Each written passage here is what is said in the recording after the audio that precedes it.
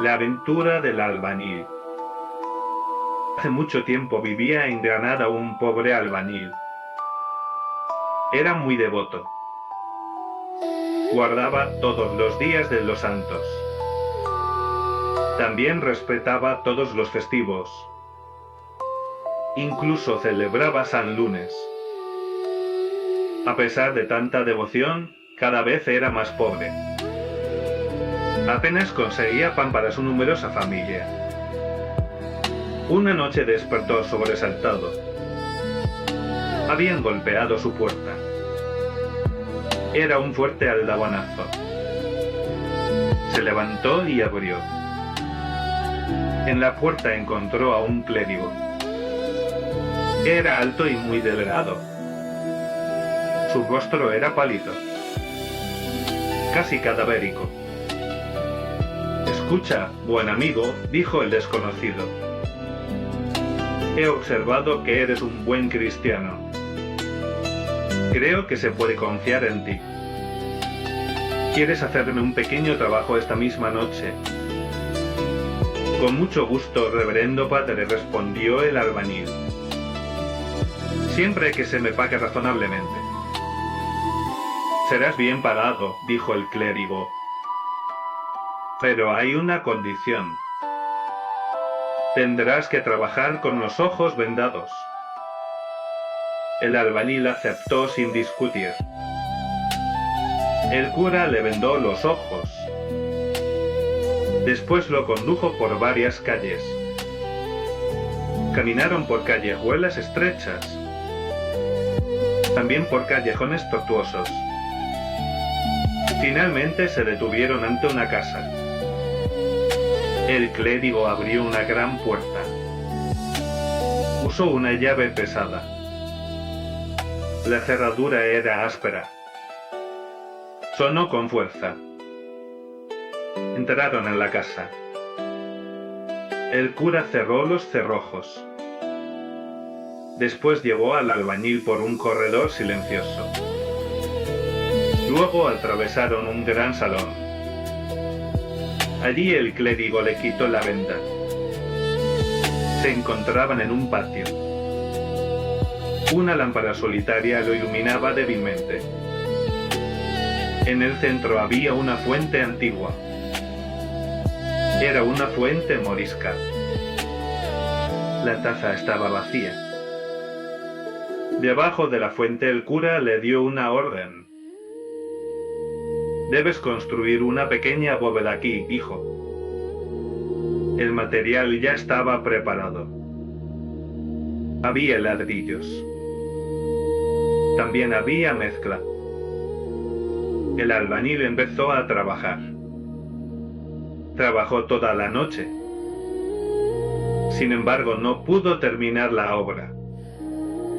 Poco antes del amanecer el cura se acercó. Le puso una moneda de oro en la mano. Después volvió a vendarle los ojos. Lo condujo otra vez a su casa. «¿Harás volver mañana para terminar el trabajo?», preguntó. «Con gusto, padre», respondió el albañil. «Siempre que se me pare bien».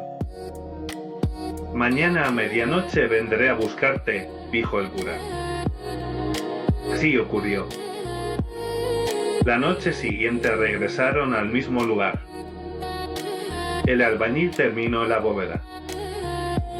Cuando acabó su trabajo, el cura habló de nuevo. «Ahora debes ayudarme con otra tarea. Vamos a traer los cuerpos que deben enterrarse aquí». Al oír esas palabras, el albañil sintió un gran miedo. Se le erizó el cabello. Siguió al cura con paso inseguro.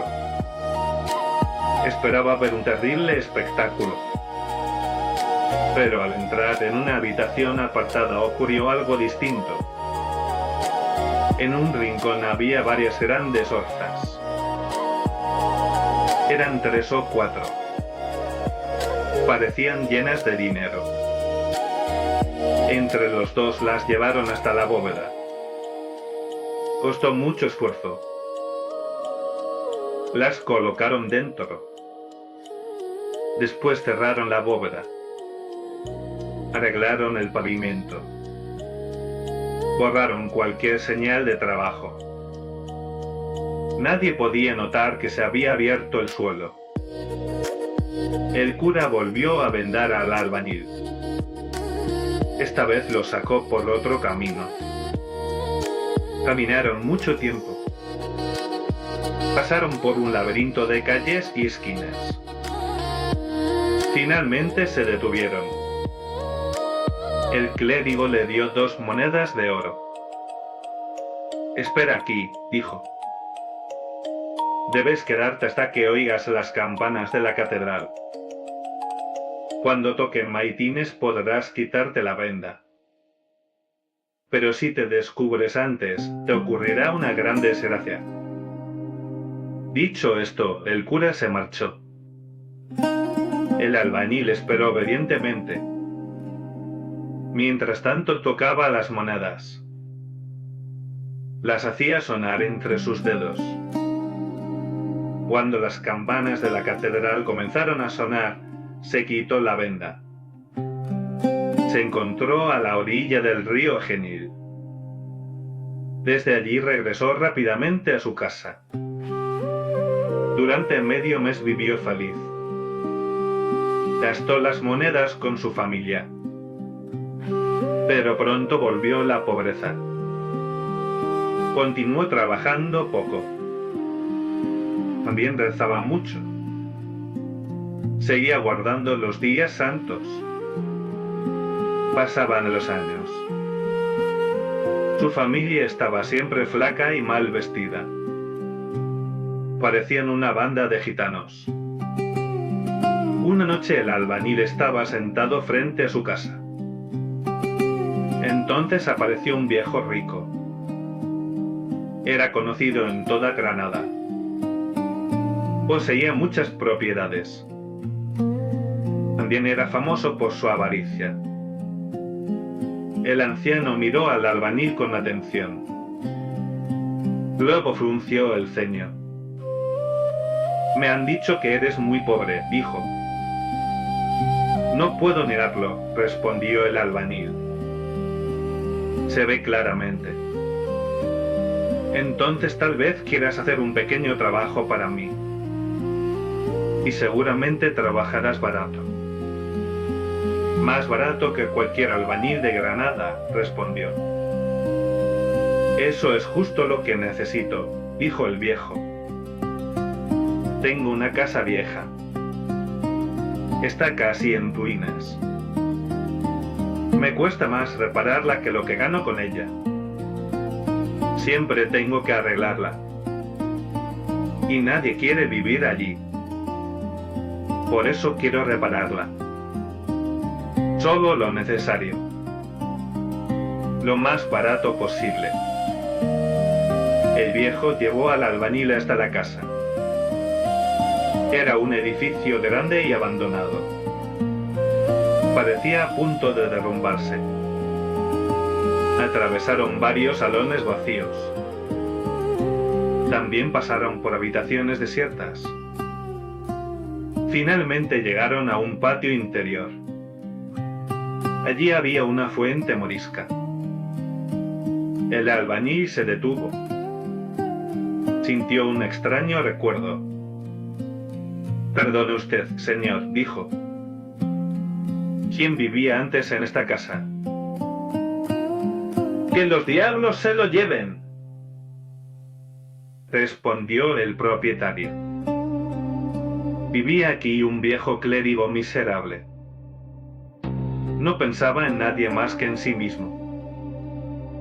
Decían que tenía una gran fortuna. Como no tenía parientes, muchos creían que la dejaría a la iglesia. Pero murió de repente. Entonces vinieron curas y frailes. Querían quedarse con sus riquezas. Registraron toda la casa. Solo encontraron unos pocos ducados. Estaban en una bolsa de cuero. Desde su muerte tengo muy mala suerte. El viejo sigue viviendo aquí. Y no paga alquiler. No hay forma de echar a un difunto. La gente cuenta historias. Dicen que por la noche se oyen monedas. Provienen del cuarto donde dormía el clérigo. Parece que alguien cuenta dinero. A veces también se oyen gemidos. Vienen del patio. No sé si es verdad, pero la casa tiene mala fama. Nadie quiere vivir aquí. Entonces el albañil tomó una decisión. Déjeme vivir en esta casa, dijo, hasta que encuentre un inquilino mejor. Yo la repararé. También calmaré al espíritu que la inquieta. Soy pobre, pero soy buen cristiano. No temo ni el mismo diablo, ni siquiera si aparece como un saco lleno de oro. El propietario aceptó encantado. El albañil se mudó con su familia. Cumplió su promesa. Poco a poco reparó la casa. La dejó en buen estado. Desde entonces dejaron de oírse monedas por la noche, pero comenzaron a oírse durante el día. Sonaban en el bolsillo del albañil. En poco tiempo se hizo rico. Todos sus vecinos se sorprendieron. Llegó a ser uno de los hombres más poderosos de Granada. Dio grandes sumas a la iglesia, quizá para tranquilizar su conciencia. Sin embargo, guardó un secreto. Nunca reveló a su hijo la historia de la bóveda. Solo lo contó cuando estaba en su lecho de muerte.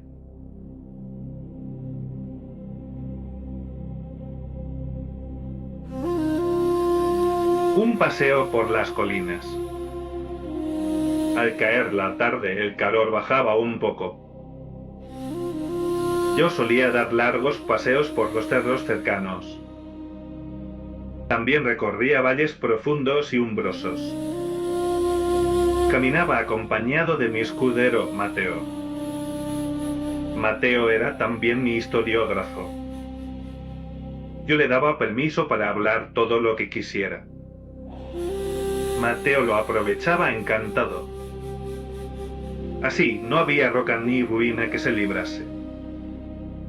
Tampoco se libraba una fuente rota, ni un valle solitario. De todo me contaba alguna historia. Casi siempre eran historias maravillosas. Y sobre todo hablaba de tesoros. Nunca vi un pobre hombre tan generoso con tesoros imaginarios. Una noche, durante uno de esos paseos, Mateo habló más de lo habitual. Cerca de la puesta del sol salimos por la puerta de la justicia. Subimos por lo alto de una alameda. De pronto Mateo se detuvo. Se paró ante un grupo de higueras y granados. Estábamos al pie de un enorme torreón en ruinas. A ese torreón lo llamaban la Torre de los 7 siglos. Mateo me señaló una bóveda subterránea. Estaba bajo los cimientos de la torre. Allí, dijo, vivía un monstruoso fantasma.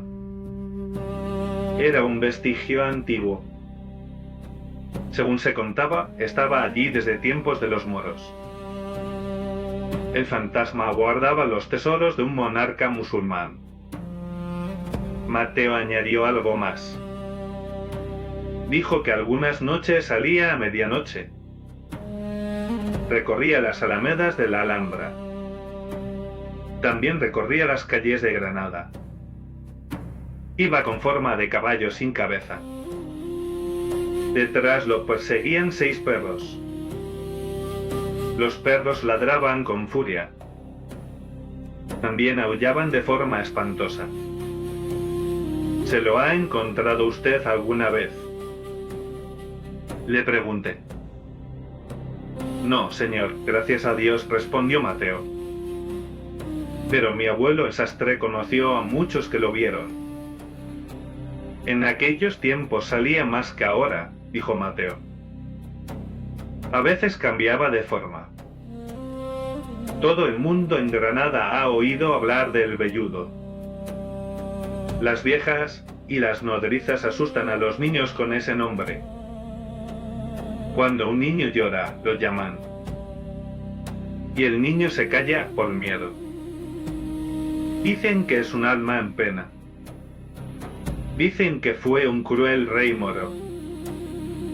Según la historia, mató a sus 6 hijos. Después los enterró bajo esas bóvedas. Y por eso, dijo Mateo, lo persiguen cada noche. No quiero alargarme contando los detalles. Mateo me dio muchos. Eran detalles terribles. Mateo lo creía todo. Y lo contaba con absoluta seriedad. Aquella historia fue durante mucho tiempo tema favorito. Era el cuento preferido de los viejos. Con el tiempo pasó a ser tradición popular. Un historiador antiguo habló de ella con respeto. Yo solo diré una cosa al lector. En esa torre está la puerta por donde Boabdil salió. Por esa puerta salió para entregar su ciudad. La entregó a los reyes católicos. Dejamos aquel torreón atrás. Seguimos el paseo. Rodeamos los jardines del Generalife. Allí cantaban 2 o 3 ruiseñores. Sus trinos llenaban el aire. Atravesamos los jardines. Vimos muchas cisternas moriscas. También vimos una puerta cortada en la roca. Esa puerta estaba ahora obstruida. Mateo me explicó algo. Dijo que esos aljibes eran sus baños favoritos cuando era niño. También eran los baños de sus camaradas. Pero dejaron de usarlos. Se asustaron con una historia. Era la historia de un moro horrible. Decían que salía por aquella puerta de la roca. Decían que atrapaba a los bañistas descuidados. Dejamos atrás aquellos aljibes encantados. Seguimos por un camino de herradura. El camino rodeaba la colina. Al poco tiempo llegamos a unas montañas tristes. Eran montañas sin árboles. Tenían poco verdor. Todo parecía yermo. También parecía estéril. Costaba creer una cosa. A poca distancia estaba el Generalife. Allí había huertos floridos. Allí había jardines hermosos. También costaba creer otra cosa. Estábamos cerca de Granada. Granada era ciudad de vegetación. Granada era ciudad de fuentes. Así es España. El desierto y el jardín viven uno al lado del otro. El barranco por el que pasábamos tenía un nombre. Mateo me lo dijo. Lo llamaban el barranco de la Tinaja. Según Mateo, allí se encontró una tinaja antigua. La tinaja estaba llena de monedas de oro morunas. En la cabeza de Mateo no cabían ideas más altas. Todo terminaba en oro. Yo miré hacia lejos y vi una cruz. La cruz estaba sobre un montón de piedras. Estaba cerca de una estrechura del barranco. ¿Qué significa esa cruz?, le pregunté. Ah, eso no es nada, respondió Mateo. Allí mataron a un arriero hace algunos años. Entonces, amigo mío, dije yo, ¿hay ladrones y asesinos casi en las puertas de la Alhambra? Ahora no, señor, dijo Mateo.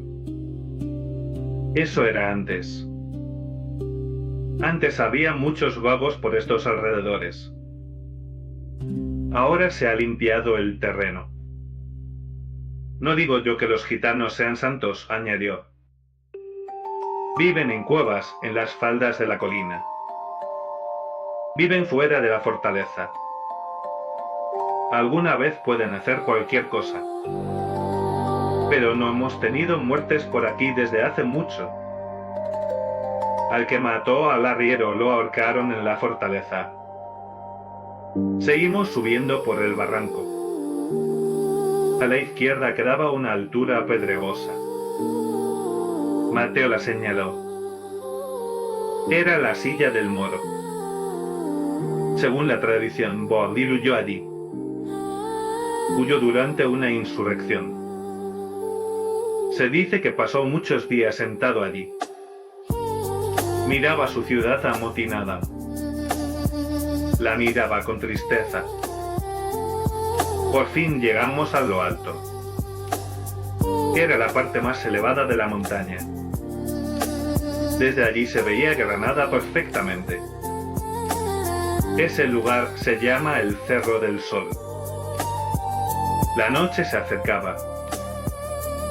El sol poniente doraba los picos. Aquí y allá se veía algún pastor. Iba solo. Llevaba su rebaño lentamente. Lo guiaba hacia el establo. También se veía algún arriero. Llevaba bestias cansadas. Aceleraba el paso para llegar a Granada antes del anochecer. De pronto oímos la campana de la catedral. Su sonido grave subía por los desfiladeros. Proclamaba la hora de la oración. Respondieron otras campanas. Respondieron campanarios de iglesias. Respondieron también conventos. Sus esquilones sonaban dulces desde la montaña. El pastor se detenía. El arriero también se detenía. Se quitaban el sombrero. Se quedaban inmóviles un momento. Rezaban la oración de la tarde. Hay ternura en esa costumbre. También hay una solemnidad serena. Una sola señal basta. Y en ese instante muchos hombres se unen. Dan gracias a Dios por el día. Parece que la tierra se vuelve un poco más sagrada. El sol se hundía en el horizonte. Se hundía con esplendor. Eso añadía más solemnidad al cuadro. Aquel efecto era más fuerte allí. El lugar era agreste y solitario. Estábamos en una meseta desnuda. Era una meseta escabrosa del Cerro del Sol. Allí había ruinas. Había aljibes y cisternas rotas. Había cimientos desmoronados de edificios grandes. Todo hablaba de una población antigua. Ahora todo era silencio. Todo era soledad. Mientras caminábamos entre aquellas ruinas, Mateo me señaló algo. Señaló un agujero circular. Parecía entrar en el corazón de la montaña. Era sin duda una cisterna profunda. Los moros la abrieron con esfuerzo. La abrieron para guardar agua. Para ellos el agua era el elemento favorito. Y la querían en perfecta pureza. Mateo, sin embargo, me contó otra historia. Según su tradición, ese agujero era una entrada secreta. Era la entrada a cavernas subterráneas. Allí, dijo, Boabdil y su corte estaban encantados. Y desde allí salían ciertas noches. Salían a visitar sus antiguas residencias. El crepúsculo en Andalucía dura poco. Ya era hora de marcharnos. Descendimos por las vertientes. Ya no se veía pastor. Ya no se veía arriero. Solo oíamos nuestros propios pasos. También oíamos el chirrido del grillo. Era un sonido monótono. Las sombras del valle se hicieron más densas. Todo se oscureció. Solo una cosa conservaba luz. La cumbre de Sierra Nevada guardaba un resplandor débil. Sus picos nevados brillaban. Brillaban sobre el azul del cielo. Parecía que estaban cerca. Así de pura era la atmósfera. «Qué cerca se ve la sierra esta tarde», dijo Mateo. «Parece que se puede tocar con la mano». «Y sin embargo está a varias leguas», añadió. Mientras decía esto apareció una estrella. Apareció sobre un pico nevado. Era la única estrella visible. Era pura, grande, brillante y hermosa.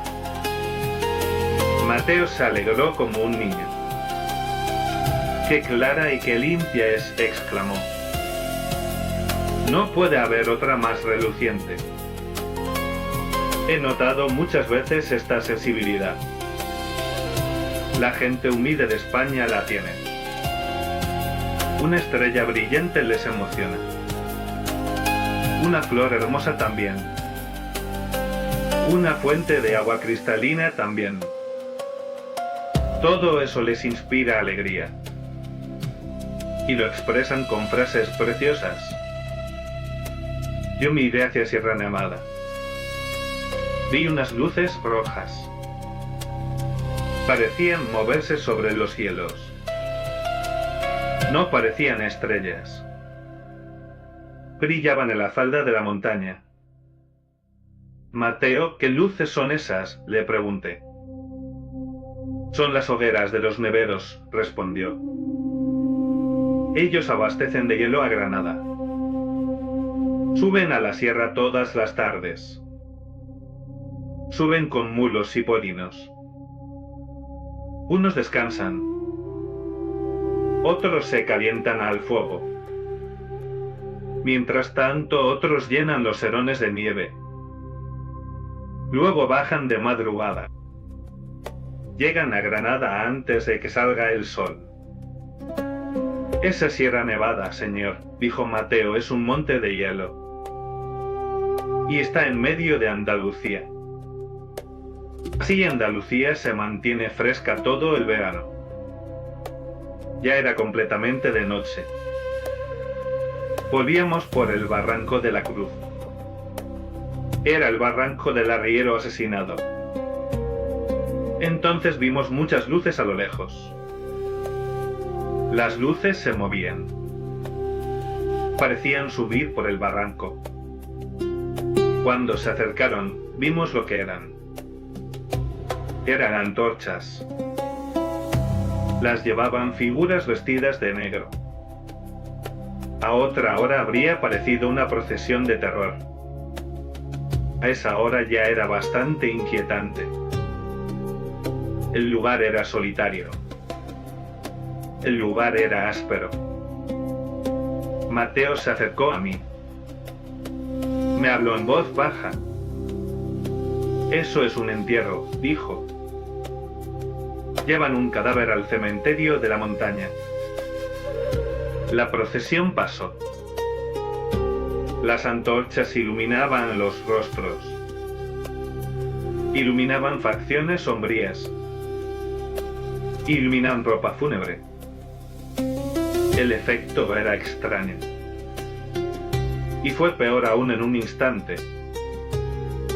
La luz alcanzó el rostro del cadáver. En España, por costumbre, iba descubierto. Me quedé mirando largo rato. Seguía con la vista el cortejo.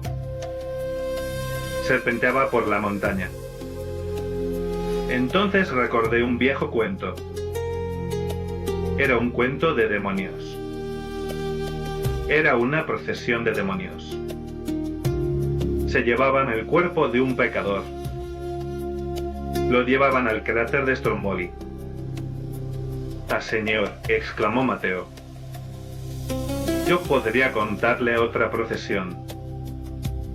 Se vio una vez en estas montañas. Pero usted se reiría de mí. Creería que es un cuento de mi abuelo. No, Mateo, le respondí. Cuéntala. Nada me divierte tanto como tus historias. Mateo se animó. Pues bien, señor, dijo Mateo. El protagonista era un nevero. Era un nevero de Sierra Nevada. Hace muchos años vivía un viejo. Lo llamaban el tío Nicolás. En tiempos de mi abuelo, añadió Mateo, era muy conocido. Aquel día el tío Nicolás bajaba de la sierra. Su acémila llevaba serones cargados de nieve. El viejo empezó a sentir sueño. Se montó en el mulo. Al poco tiempo se quedó dormido. Iba dando cabezadas. Se bamboleaba a un lado y a otro. El mulo seguía caminando. Era un animal seguro. Bajaba por el borde de precipicios. Bajaba por pendientes. Bajaba por barrancos escabrosos. Era firme, como si fuese por terreno llano. Al cabo de un rato, el tío Nicolás despertó. Miró a su alrededor. Se quedó asombrado. Y tenía motivos, señor, dijo Mateo. Tenía muchos motivos. La luna iluminaba como si fuese de día.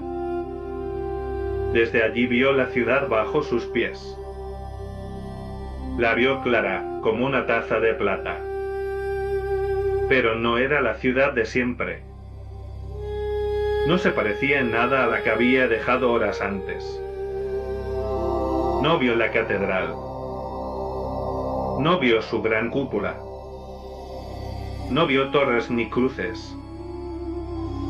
No vio iglesias ni conventos. En su lugar vio mezquitas.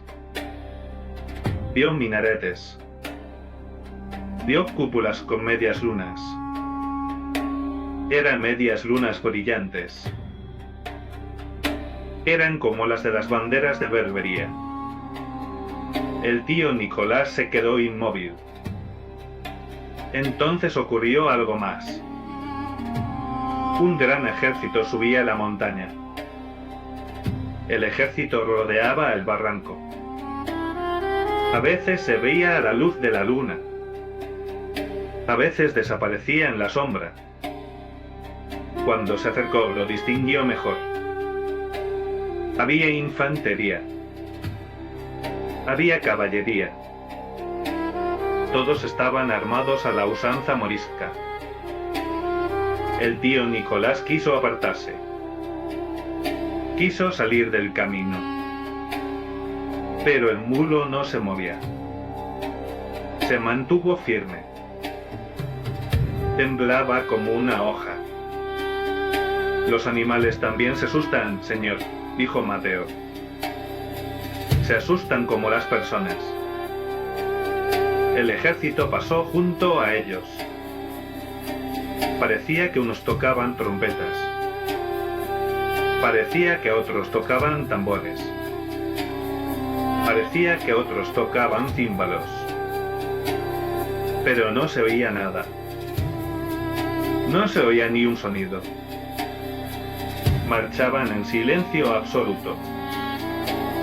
Era como un desfile de teatro. solo que era real. Y los rostros eran pálidos. Eran pálidos como la muerte.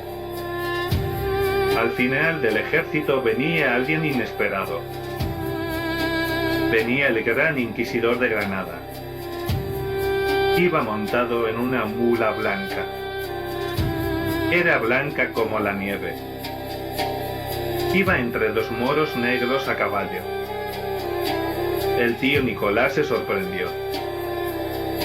Ese inquisidor odiaba a los moros, dijo Mateo. También odiaba a los judíos y herejes. Los perseguía sin piedad. El tío Nicolás pensó algo. Pensó que estaría a salvo. Era un hombre santo, creyó. Entonces hizo la señal de la cruz y gritó pidiendo una bendición. Pero pasó algo horrible. El inquisidor le dio un golpe brutal en la cabeza. Fue un golpe enorme. El viejo cayó. También cayó el mulo. Rodaron hacia el fondo de un barranco. Daban vueltas sin control. A veces caían de cabeza. A veces caían de pie.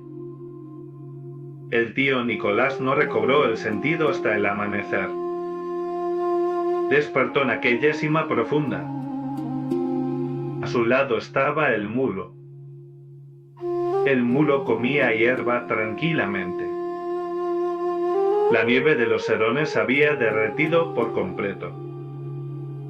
El viejo se arrastró como pudo. Volvió a Granada. Tenía el cuerpo molido. Tenía el cuerpo lleno de golpes.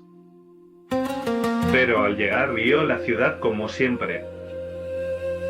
Volvió a ver iglesias con cruces. Contó su historia. Todos se rieron de él. Unos dijeron que era un sueño. Otros dijeron que lo inventaba. Pero lo más extraño fue otra cosa, señor, dijo Mateo. El gran inquisidor murió ese mismo año. Mi abuelo decía algo más. Decía que aquello tenía un significado. Un significado más grande de lo que la gente pensaba. Entonces Mateo le pregunté: ¿aquí existe un purgatorio morisco? ¿Existe algo oculto en estas montañas? No quiera Dios, señor, respondió Mateo. Yo no sé nada de eso. Yo solo cuento lo que oí a mi abuelo. Mateo terminó su historia. Yo la he contado de forma breve. Mateo la contó con muchos detalles más. También la adornó con comentarios. Poco después vimos las puertas de la Alhambra. Ya estábamos de regreso.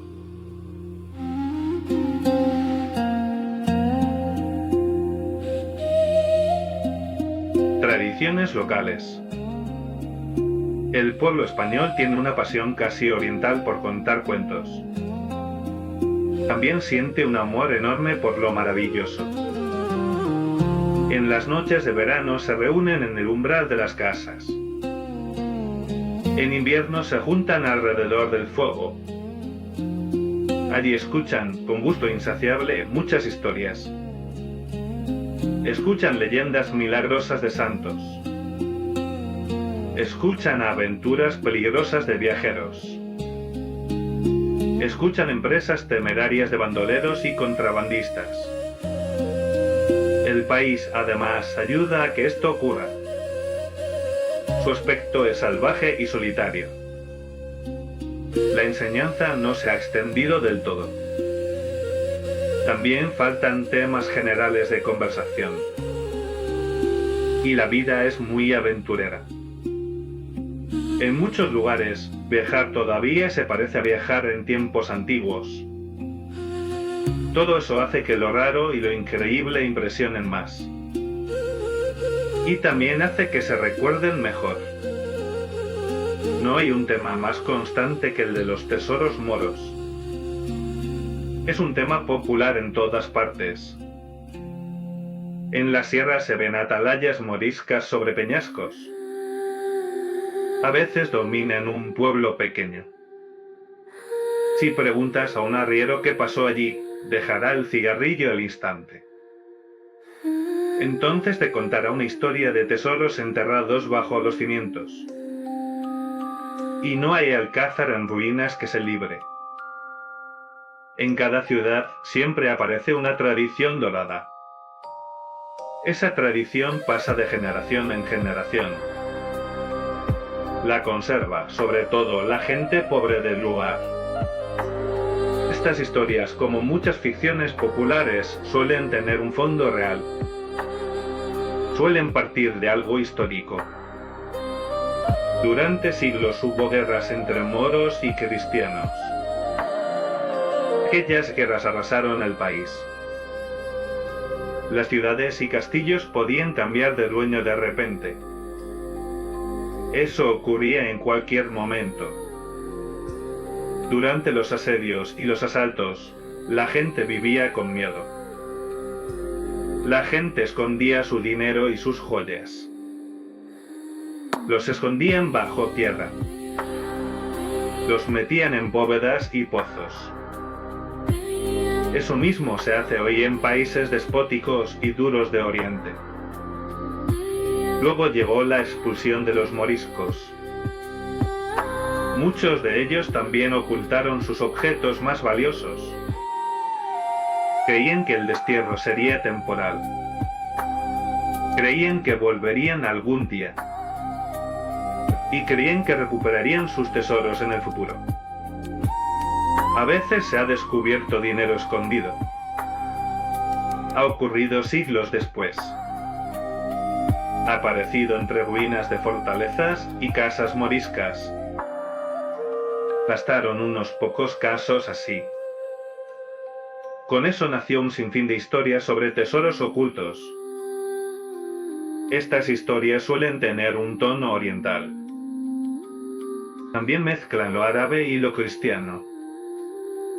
Esa mezcla es muy propia de España. Se nota más en las provincias del sur. Las riquezas escondidas casi siempre tienen magia. O tienen algún tipo de encantamiento. A veces están guardadas por talismanes. A veces están defendidas por monstruos. En algunos cuentos aparecen fieros dragones. En otros aparecen moros encantados.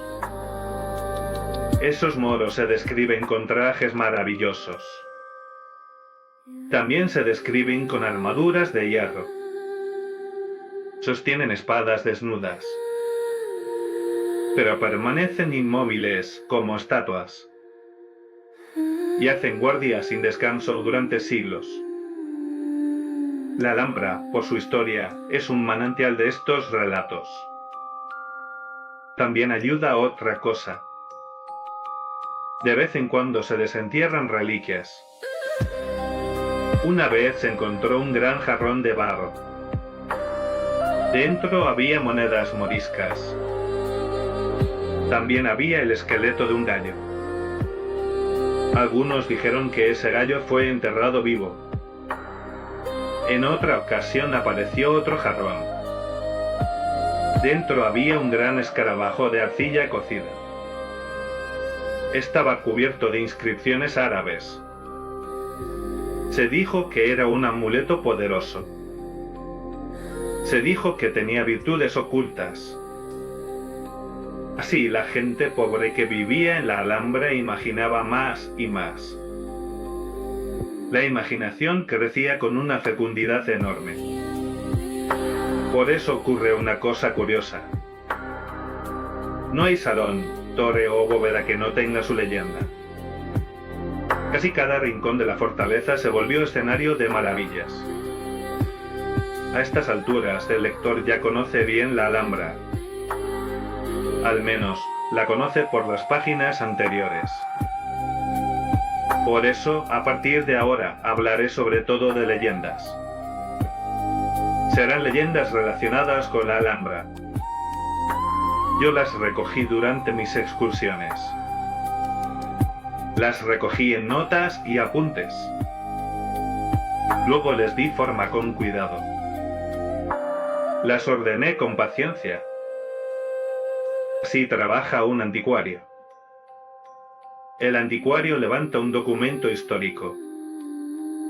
Lo hace con letras borrosas y casi ilegibles. Si algún lector escrupuloso encuentra algo difícil de creer, sea indulgente. Recuerde la naturaleza especial de estos lugares. En la Alhambra no se puede exigir la misma lógica de la vida corriente. Allí todo parece distinto. Hay que tener en cuenta una cosa. Muchos sucesos ocurren en un palacio encantado. Y todo sucede sobre un suelo fantástico,